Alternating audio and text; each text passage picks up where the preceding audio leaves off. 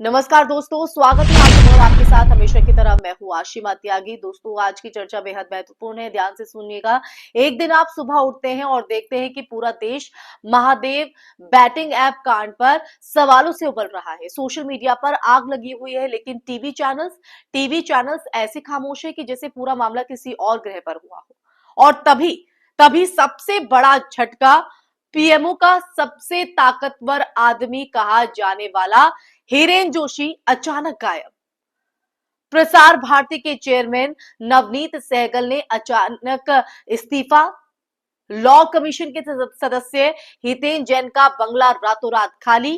क्या ये तीनों घटनाएं सिर्फ संयोग है, या क्या सरकार के सबसे ऊपरी सर्कल में कोई ऐसा धमाका हुआ है कि जिसे छिपाने के लिए पूरा सिस्टम एक्टिव हो चुका है? महादेव बैटिंग ऐप की मैंने बात की है। पिछले 4 सालों में 50,000 करोड़ के अवैध सट्टे का एक ऐसा साम्राज्य बन चुका है जिसे दुबई से संचालित किया जाता है। और सीबीआई और ईडी की जांच ने खुलासा किया है कि इस ऐप के मालिक सौरभ चंद्राकर और रवि उप्पल ने हवाला के जरिए नेताओं, पुलिस, सेलिब्रिटीज और बड़े अधिकारियों तक करोड़ों पहुंचाए हैं।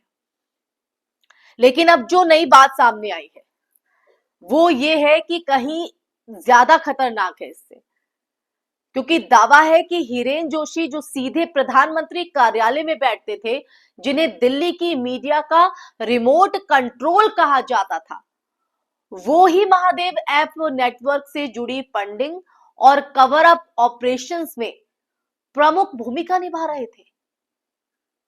महत्वपूर्ण भूमिका। हर मीडिया चैनल्स हर मीडिया चैनल्स को कौन सा न्यूज दिखाना है, किसे दबाना है, किसे उठाना है, किसे एंटी नैरेटिव बताकर लपेट देना है, ये सब हिरेन जोशी के इशारों पर चलता था। ऐसा हर बड़े राजनीतिक रिपोर्टर ने ऑफ रिकॉर्ड हमेशा कहा है। अब आप कल्पना कीजिए कि जो शख्स मीडिया को कंट्रोल करता था, वही खुद दुनिया की सबसे बड़ी अवैध सट्टेबाजी के रैकेट में पकड़ा जा रहा है।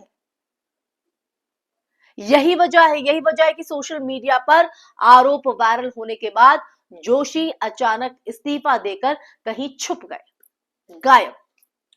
अब चर्चा यह है कि वो किसी दोस्ताना देश पहुंच चुके हैं ताकि जांच से बच सके, सच्चाई सामने आने से बच सके। लेकिन कहानी यहीं खत्म नहीं होती है। लॉ कमीशन के सदस्य हितेश जैन, जिन्हें अप्रैल में नियुक्त किया गया था, अचानक इस्तीफा। वो वही व्यक्ति है जो बेटिंग और ऑनलाइन जुआ कानून में बदलावों पर रिसर्च कर रहे थे। सोशल मीडिया पर आरोप ये है कि बेटिंग एप्स के लिए कानूनी रास्ते आसान कराने के लिए वो जुड़े हुए नेटवर्क का हिस्सा थे। उनका सरकारी आवास एक ही दिन में खाली करवा दिया गया। ये स्पष्ट संकेत है कि मामला साधारण नहीं है। अब तीसरे नाम पर आते हैं। तीसरा नाम सबसे दिलचस्प है, नवनीत सहगल। यूपी में इन्हें हर सरकार का भरोसेमंद अफसर कहा जाता है। नवनीत सहगल को मायावती से लेकर योगी तक सभी के शासन में वो टॉप पोस्टिंग में रहे हैं, टॉप पोस्टिंग। लेकिन प्रसार भारती के चेयरमैन पद से उनका अचानक इस्तीफा पूरे सिस्टम की बेचैनी को साफ दिखाता है। 1 साल का कार्यकाल बाकी था, ना कोई बगावत, ना कोई विवाद, फिर इतनी जल्दी क्यों हटाया गया? ये जल्दबाजी क्यों? क्या महादेव ऐप की जांच अब उन नेटवर्क्स तक पहुंच चुकी है जो सरकारी मीडिया मैनेजमेंट और इंटरनल कम्युनिकेशन संभालते थे? समझ रहे हैं आप ये चर्चा किस ओर जा रही है? और अब आते हैं उस सबसे डरावनी बात पर।